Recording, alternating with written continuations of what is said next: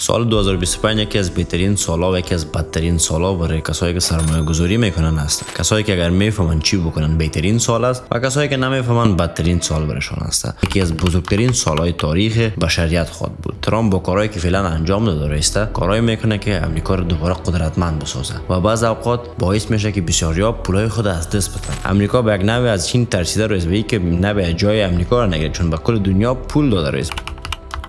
چرا تعرفه ها روز به روز زیاد شده است و چرا ترامپ میخواد که یک بار تعرفه را بلند ببره، یک بار منفی بکنه، یک بار مثبت بکنه؟ ترامپ چی میخواد انجام بده در مورد بازارهای مالی و چی کارهایی در آینده خواهد کرد و کدام سیستم فعلا پیش برده است؟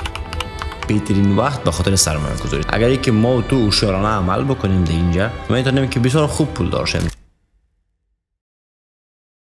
چند چیزایی که اینجا برای شما نوت گرفتیم. یکی که سال 2025 چه اتفاقات خواهد رخ داد، ترامپ دنبال چه چیزها هست، تعرفه یعنی چی و چرا برای امریکا مهم است و چرا بازارها به این واکنش نشان میده، چرا بازارها سقوط کردن و چرا سرمایه‌گذاران نمیخوان که خریداری بکنن فعلا و همه بانک‌ها یا فروخته رایسته. آینده دلار چی میشه و اینکه چطور از داخل بحران ما پول به دست بیاریم. سوال اصلی و مهمی است که درست است که هر قدر بحران باشه به ما اندازه فرصت هم ما داریم که پول داشته باشیم. و اگر درست سرمایه گذاری بکنیم، اسطای را بفهمیم که واقعا ارزش سرمایه گذاری داره، نه اینکه فقط به میم کوین، شت کوین و آنو بخری، دوج کوین و فلان، نفهم سلر بخری، پیکسل بخری، نفهم سوی بخری، نفهم اپتوز بخری، باز منتظر بشینی که من پولدار میشم، که قسم نیست. سرمایه گذاری یک شب و یک روزه نمیشه و مداوم باید کار انجام بدین. خب امروز در دای دل خدا براتون میگم اشتباهاتی که خودم انجام دادم شما انجام ندین. با مقدار تجربه که دارم من اشتباه میکنم و شما باید 100% اشتباه بکنین. سال 2025 سال بود که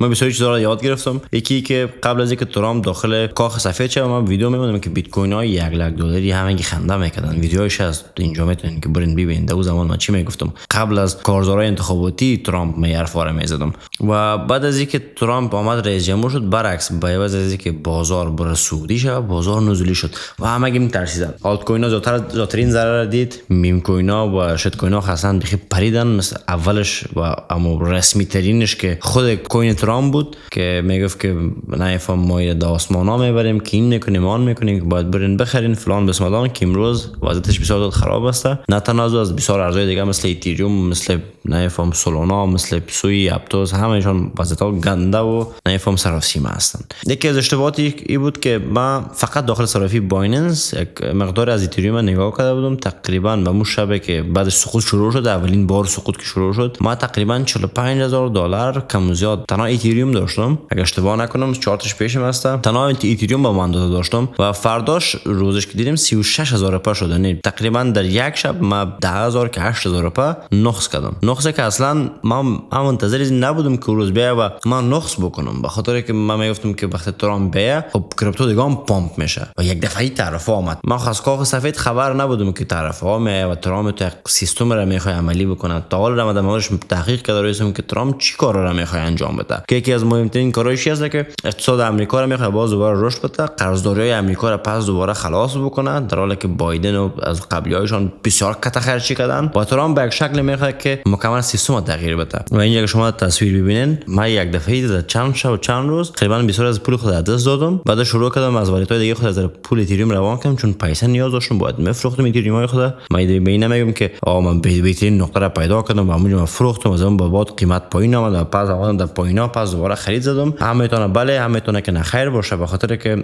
یکی من پول نیاز داشتم به خاطر خرید موتور نو جدید خود و یکی هم که من استوری هم داخل اینستاگرام ماندم که وضعیت بازار بد است و ترامپ طرفا را زیادتر میکنه و هر چقدر طرفه زیاد شه به من اندازه به بدی بازار در کوتاه مدت است. حالا چرا به بدی بازار است؟ که طرفا را کلتون میفهمن که خیلی فروش بین دو کشور است. مالک از امریکا به طرف چین میره، چین یک طرفه بالاش میمونه که قیمت $100 باشه، 20% طرفه اگه بونکس $20 باید فروخته شود، به خاطر 20% دولت باید بگیره. با عین شکل اگه مالک از چین طرف امریکا میره، مثلا میمونن 50% طرفه بالاش میمونن که 50% طرفه که قیمت $100 باشه میشه $150. و این گپای ناقص و ناقص که در سالهای 1930 و 40 این کار امریکا کرد و یک رکود اقتصادی را شکل داد که قیمت ها پایین رفت، سهام پایین رفت، همه چیزا پایین رفت. و عین شکل ترامپ میخواد انجام بده. می طرف ها را میمونه به خاطر که اینا یک کانترکت را امضا کردن سالهای بسیار قبل در بین کشورها که امریکا اجازه میده دیگران را که که طرفه را بالای مالای و جنسای آمریکایی بانه، ولی آمریکایی کار انجام نده به خاطر که اقتصاد او کشورها را رشد بده تا اینکه اونا در بازار جهانی سهم داشته باشند و اساسای مبادل به این شد که آمریکا ضعیف‌تر شد در بخش اقتصادی. فعلا مثلا در اروپا این شکل ادامه داره. شما از تیمو نفهم از شاین میرین چیزا رو بسیار قیمتای ارزان میخرین، در حالی که اگه اون چیز اینجا بخرین قیمت‌تر است. در حالی کلشون ساخت چین است. چین آمد بعد از سالهای 2000 در داخل بازار جهانی و تقریبا بازار تمامش گرفته. تقریبا آیفونی که ما استفاده میکنیم به نام آمریکایی است ولی ساختش در چین شده، چون آمریکا نمیتونه بسازه. نمیگم که فناوریش نداره، میتونه ساخته چون نرخ کارگر بلند است. یک دوم قطعاتی که ساخته میشه اگر رو در چین ساخته شود چون نرخ کارگر پایین است و مواد خام چین زیاد داره، ارزان تر برش تمام میشه. اگر این تلفن آمریکا بخواد بسازه برای آمریکا مثلا فرض بکنین دیگه 1000 تمام نمیشه، 3000 دلار آمریکایی تمام میشه. به خاطر کارمندا در آمریکا زیادتر پول میگیره بابت هر ساعت کاری که میکنه، مواد خام مجبور است از طرف آسیا به آمریکا بره و از این خاطر آمریکا چین قبول داشت که بیا از چین اجناس خود بسازه و بیا ایمپورت بکنه داخل آمریکا. و اساسای مبادله به این شد که چین زیادتر رشد کرد و اقتصاد دوم دنیا شد و آمریکا به یک نوع از چین ترسیده رئیس به که نباید جای آمریکا را نگیره، چون به کل دنیا پول داده رئیس به، چون به کل دنیا مال روان کرده است و هر قدری که مال روان بکنه به می اندازه قدرتمندتر میشه و اقتصادش بلندتر میشه و هر چقدر اقتصادش بلند شه به نفع آمریکا نیست. پس آمریکا چی میخواد بکنه؟ ای که واردات آمریکا که فعلا فکر بکنم 20 تا 80% بالای واردات کالا یا هر چیز دیگه از آمریکا به طرف چین بالای مارکت آمریکا مونده. آمریکا با یک سیستمی که پیاده ساخته ای که طرفا را بالای چین بالا ببره تا اینکه بیان مصلحت بکنن و بیان صفر به صفر بسازن یا یک نرخ بسیار کم بانه که آمریکا دوباره بتونه مالای خود سودا بکنه و چین، مثل تسلا که زیادترین تسلا را چین میخره از پیش ایلان ماسک یا میخرید که اینا را زیادتر بیای مثلا ارزانتر بسازه برای دولت آمریکا که آمریکا بتونه زیادتر روان بکنه. آمریکا 0% تعرفه را بین اروپا و خود داشته باشه و اساسا از ایران هم استفاده بکنه، از روسیه هم استفاده بکنه و جنگ روسیه و اوکراین تمام بکنه و بعدش بیای و مناطقی که مثلا بالایش میخواد تعرفه زیاد وضع بکنه تعرفه زیاد، مناطقی که نمیخواد تعرفه کم مثل اروپا مثل چین. و هر کسی که کار باید انجام بده ای است که دلار باید به پشتیبانی پول خود قبول داشته باشه که دلار پشتیبانی پول از او است. یک چیزی هم باج به آمریکا بده به خاطر اینکه امنیتش هم میگیره، مثل که از آلمان درخواست داره 5% جی دی پی آلمان هم میخواد بگیره اگر میخواد که در ناتو باشه، چون فعلا امنیت آلمان به یک شکل آمریکا گرفته، یعنی بزرگترین پایگاه نظامی آمریکا اگر بگویم داخل آلمان است فعلا. و تمام از اینا مثلا مصارف داره که آمریکا من دیگه این مصرفا رو نمیکنم، با جای اینکه به من مصرف ناق بکنم بالای آلمان باید برای من پول بده باز دوباره و من موتور من روان میکنم داخل آلمان 40% مالیه میگیره و وقتی موتور آلمان اینجا من 20% مالیه میگیرم. خب رئیس یک روز دو روز نه تا نوروز من چقدر تعرفه برای بالا شما وضع نکنم و شما کلتون بالای من تعرفه وضع کردین. از سال 1900 و 800 که با این از بالا ببینی تولیدات آمریکا رو با کاهش از چرا کاهش به خاطر تعرفه‌ای که در کشورها هستن. مثلا موتورایی که امروز داخل آلمان خرید فروش میشه از موتورایی هست که از خود ساخت آلمان هستن، نه اینکه ساخت آمریکا باشه. درست است نه؟ پس موتورهای بی ام و بنز زیادتر میبینی به خاطر که تکسش پایینتر است و مردم زیادتر میخواد که محصولات خودشون استفاده بکنه. پس از این خاطر این میخواد که یک ترید زون را جور بکنه که 0% باشه و از این خاطر طرفا را باید بلند ببره، دیوانگی نشون بده که همه گیره با زور بیاد طرفای آمریکا را صفر بکنه تا اینکه آمریکا باز دوباره بیاید و تولیدات زیاد داشته باشه. و فعلا هم گلدن ویزا را مونده که فکر کنم با 2 میلیون دلار اگه تو داشته باشی میتونی گلدن ویزای آمریکا رو بگیری و برای همیشه بری یک گرین کارت هم بگیری و کار بکنی. تشویق کمپانی هاست که به طرف آمریکا وقتی طرفا زیاد باشه کمپانی مجبور است به طرف آمریکا بره اونجا بسازه، ولی بازم خیلی ایده احمقانه است. فرض کن مثلا ریموت ساخته میشه داخل آمریکا، حالا ریموت درست ساخته میشه، کارمندم می ساعت 15-20 دلار یا 30 دلار میگیره و این ریموت برای تو میسازه، ولی غافل به این هستیم که همین پلاستیکی که ریموت ساخته میشه از کجا میاد؟ از چین میاد. وقتی وارد امریکا شد باز تعرفه بالای زیاد اومد، یک قیمتش باشه 10 دلار 100% تعرفه که بالاش بره میشه 20 دلار. خب تو بجای از اینکه با 10 دلار شروع بکنی و در اما ریموت جور بکنی تو میری با 20 دلار جور میکنی و یک ساعت هم مزد کارگر میاد 30 دلار $50 به تو تمام میشه. بعدش تکس دولت فدرال تمندازی و اینا هم به این بدد $100 تمام میشه، در حالی که چین بر تو میگم به $3 $4 برات جور کرده روانش میکنم. این به طرف به $100 میشه و طرف به $4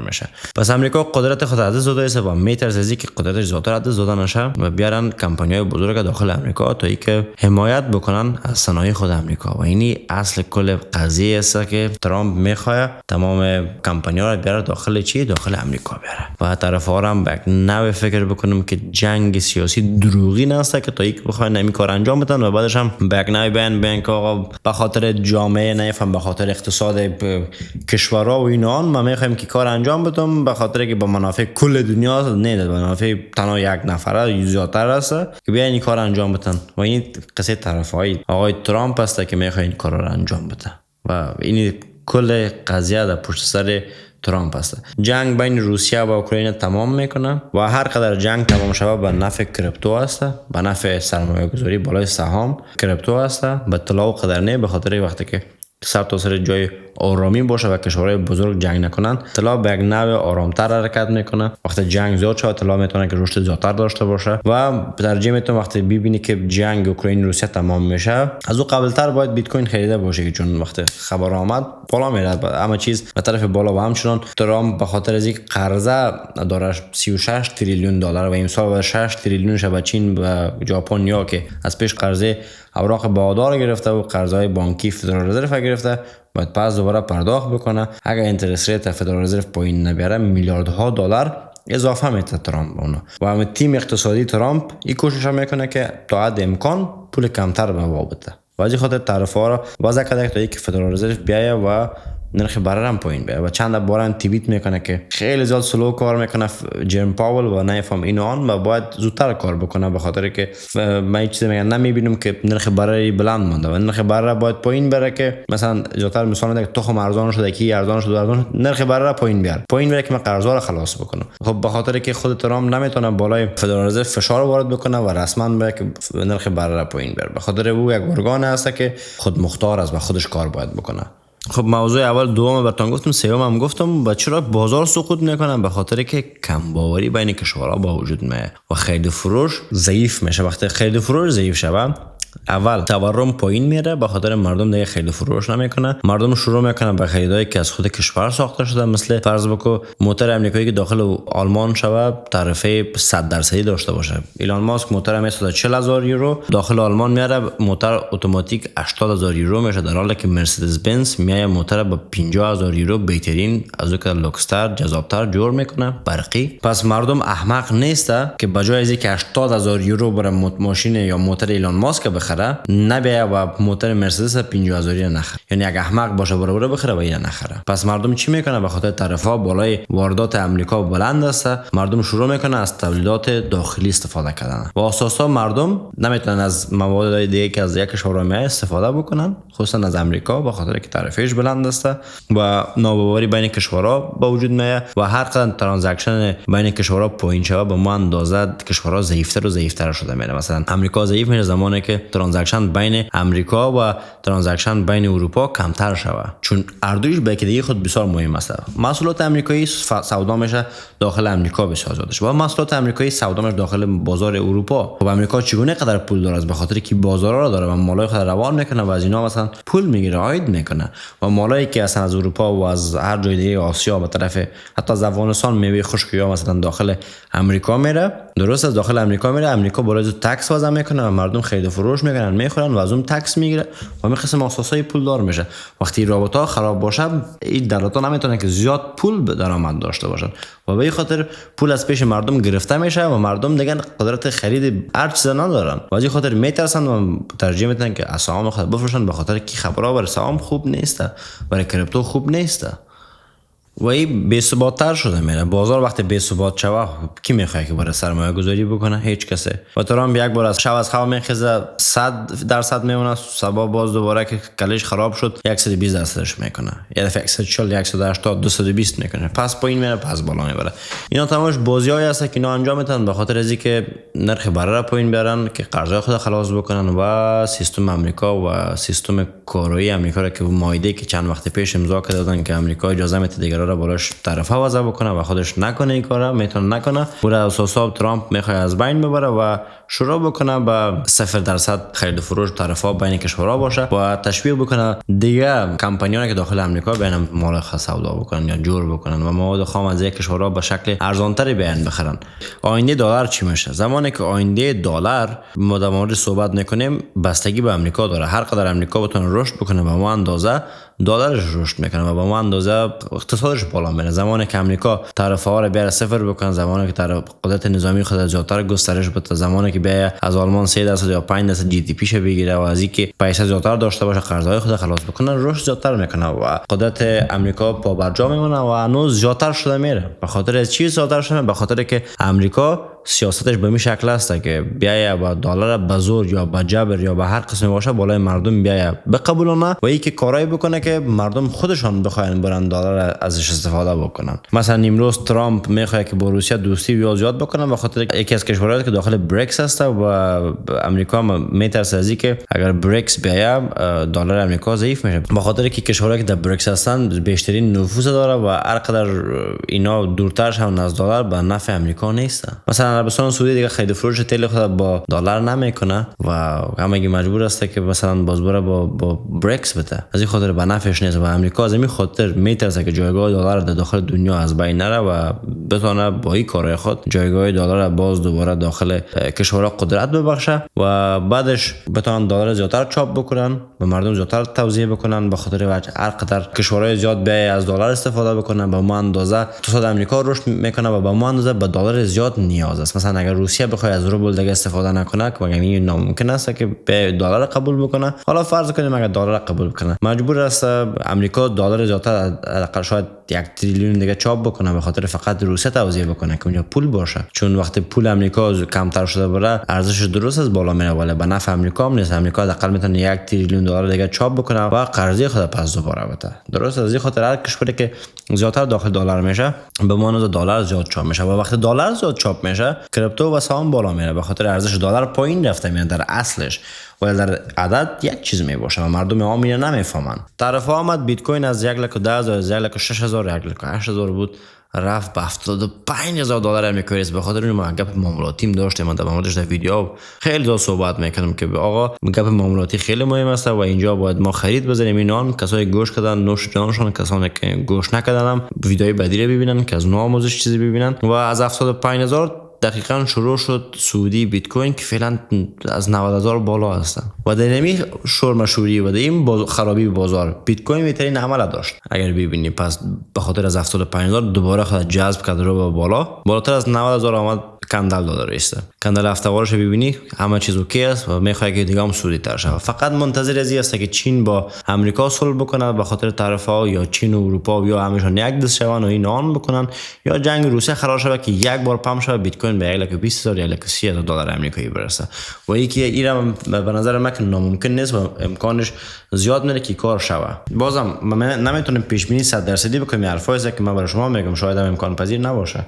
بهترین راهش که شما سرمایه گذاری میکنین به این ماهیانه اگر چقدر عاید دارین در زندگی خود روزمره خود آستاستا کم کم پول خود بیارین داخل بیت کوین برین. مثلا ماه $100 ماه $50 در قیمتایی که بازار میاد نزولی میشه مثلا یک پول که عمیق میته بوری یک ارز رو بخری مثل بیت کوین مثل اتریوم بخری. من زیادتر بالای اتریوم فعلا پولش هستم تا اینکه بیت کوین بخرم.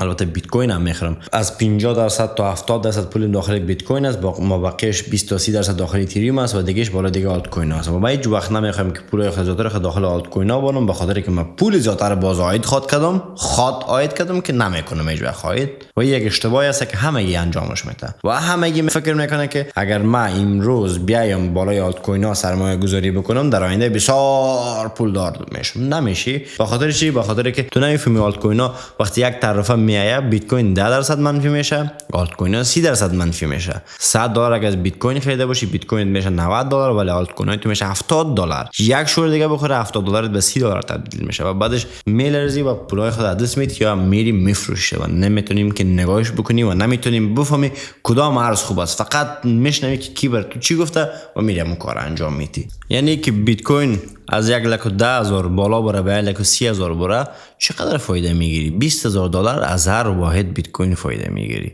ولی اگر بازار نزولی شه، فرض کنید آمد تا 75,000 و تو 75,000 به جای از اینکه 1,10,000 بر یک بیت کوین بخری، $75,000 یک بیت کوین میشه. باقی موندهش هم میتونید که اتریوم بخری، یا اینکه 1.7 دانه بیت کوین میخری، یا 1.5 دانه حداقل میخری. یعنی اون زمان یک بیت کوین میخری ولی حالا میتونی که 1.5 دانه بیت کوین بخری. پس کدامش به فایده است؟ اگر بیت کوین از 75,000 بره بالا به طرف 1,30,000 تو فایده زیادتر میکنی. فرض بکنید بیت کوین از قیمت 70,000 که تو خریدی به طرف 1,40,000 میره، تو چقدر فایده میکنی؟ 100% فایده میکنی. پس بگیریم اگر بیت کوین از 1,10,000 به 1,40,000 شود چقدر تو فایده میکنی؟ میگم 25-30%، 35% اوریج 40% حالا بگیریم، 50% حالا بگیریم فایده خود کردی. پس ببین فایده دنیا کمتر است، اینجا فایده زیادتر است. و مردم زمانی که بازار نزولی میشن زیادتر از زمانی میترسن که بازار سعودی است. من زمانی که بازار سعودی میباشم میترسم که چی وقت من برم بفروشم ارزای خدا. ولی مردم برعکس از این انجام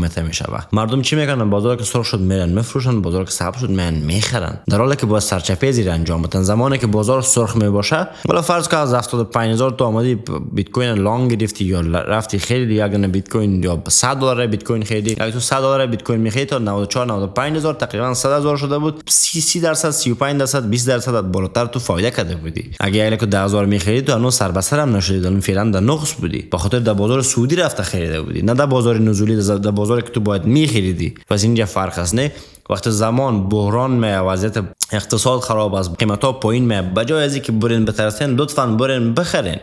کس گوش نمیکنه، همه هر کلا و بر خیال است، همه خودشون تریدر هستن، خودشون اقتصاددان هستن، خودشون میفهمن. و زمانی که نقد کردن در اینستاگرام پر میشه که لطفاً استاد برای من بگو که اینجا ما نمیفهم منفی خوردیم، یعنی چی کنم، یک دلیل برای من بگو، یک ارز برای من میگه که ما نشنودیم، هیچ نمیفهم که چی است. بعدش سوالم پیش من بر از اون است که آقا چرا رفتی خریدی تو زمانی که نمیفهمیدی؟ حالا اشتباه شد، حالا نمیفهمید تو بگو خیرم این دفعه فایده کردم دیگه بازی کار نمیکنم، یا هم که من باز یوتیوب تسهیل میکنم، یا که من نمیفهم صنفای وی آی پی تو رو میخرم. چی کنم؟ من برم مثلا برم تحلیل بالا یک ارز برم ساعت‌ها تحقیق بکنم بالا یک ارزی که مثلا نمیشناسمشه، به خاطر اشتباهی تو هیچ کسی کار انجام نمیده. من نمیتونم وقت گرانبهایی که طلا هست برم مصرف بکنم و برم ارزایی که نمیشناسم برم تحلیل بکنم به خاطر که فلان یک احمد و محمود خریده این رو در نقص است. و چی گارانتی وجود داره اگر من کار انجام بدم بعدش توی کار دیگه انجام نمیدی؟ هیچ گارانتی وجود نداره. پس بفهمین که اشتباه در روان هستین و وقتی که اشتباه کردین از او یک چیز آموزش ببینین، نه اینکه دنبال از این باشین که پس دوباره هم پولتون پول بکنین و باز بیاین دیگه فایده بگیرین درو بکنین از مارکت، که کار نمیشه. اول یک پلن باید بگیرین، استراتژی داشته باشین، آموزش ببینین. یوتیوب به شکل رایگان برای شما آموزش دادیم. شما میتونین ماهانه اگه تقسیم بکنین ماهی $50 تقریبا نمیشه که شما برای یک سال میین آموزش میبینین و میین درس میخونین. شما یک نتفلیکس یک برگرتون هم در ماهی $50 بالا میشه، ولی بالای خود سرمایه گذاری نمیکنین. شما فکر میکنین کسایی که میان برای شما یک درس رو آموزش میده باید برای شما حتما رایگان آموزش بده، حتما باید برای شما رایگان آموزش بده. خب چقدر رایگان استفاده میکنین؟ شما نمیکنین از رایگان استفاده. و مردمی که استفاده میکنن هم وقت شما میگیرین، به خاطر که کسی که مثلا فرض کو پول نداشته باشه که بیاد آموزش ببینه، کسی که پول نداشته باشه بره کتاب بخره، یونیفرم بخره، دانشگاه بتونه رفته و آمده بتونه نان بخوره اونجا، چگونه میتونه برای درس بخونه حتی اگر رایگان هم باشه؟ حالا فرض بکنین که ما برای شما همه چیز مثل پیچکوری یا فلش در کلیتون تیر کردم و شما یاد گرفتین همه چیزا، بعدش پول اولیه از کجا میکنین؟ باز دوباره زاری بزرگ که حالا با من رایگان درس دادی، من پروفشنال شدم یا پروفشنال شدم، لطفاً برای من $50-100 بده که من شروع بکنم.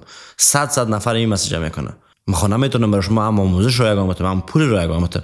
این منظوری من نیست که من بیام اینجا خود پوک بگردونم و برای شما یک گپ ها رو بزنم. این گپ منظوری من نیست. منظوری من است که اشتباه روان است. این مردم کی کارا رو انجام میده، پول رایگان بگیرن، منتظر از هستن که زود پول دار شون، منتظر هستن کارایی بکنن که اصلا منطقی به نظر نمیرسه و کارایی بکنن که همیشه وقت نشون میدن که اینا خیلی زیاد نمیفهمن درباره بازار، درباره هیچ چیز دیگه نمیفهمن. اگر از این قسم افراد هستی لطفاً دوری بکو، یا از این قسم افراد هستی نمیخوای دوری بکنی، پس ویدیوهای من نبین، چون برات هیچ فایده نداره، اصلا فایده نداره، هیچ فایده نمیکنه برات، چون هیچ وقت موفق در زندگیت نمیشه. اگر کارهایی که برات گفتم انجام بدی و حرفایی که من برات میزنم انجام بدی، من برات اگر گارانتی نکنم وارنتی دادم میتونم که تو میتونی که موفق شده زندگی، چون من خودم این راه را پیش بردم و من خودم موفق شدم و میفهم که راه ساده است، فقط باید درست انجامش بدین. اگر از این قسم پادکست های خودی یا تنهایی خوشتان می، حتما به ما در کامنت بنویسین که من ویدیوهای زیادتر جور بکنم، به این شکل زیادتر روانتر صحبت بکنم امروز شما که شما زیادتر خوبتر بفهمین. اگر خوشتان آمد حتما در کامنت بنویسین. شاد و موفق و سرحال باشین. الله حافظ و نگهدار همه شما.